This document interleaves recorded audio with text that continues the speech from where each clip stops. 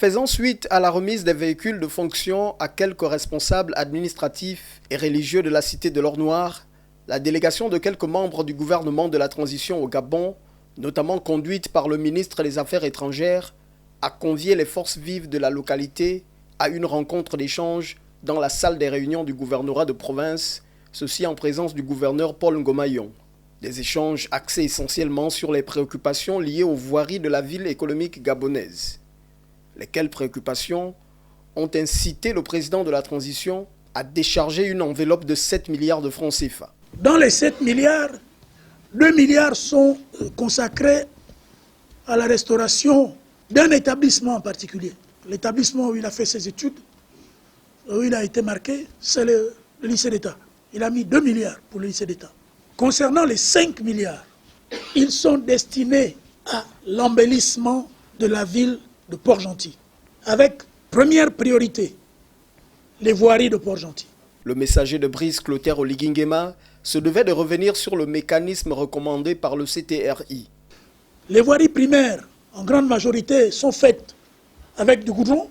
Il s'agit donc de parler des voiries secondaires, celles pour lesquelles, quand il pleut, les populations sont obligées de se balader avec 2 paires de chaussures.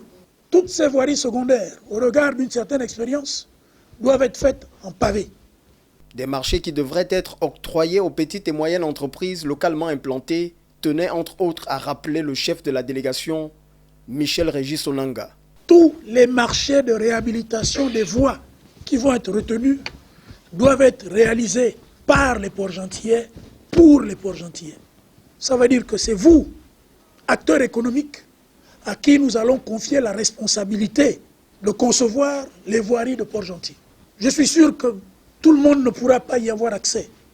Parce que vous êtes nombreux, on m'a parlé d'une centaine de PME. Ça fait beaucoup. C'est pas mal, mais ça fait beaucoup.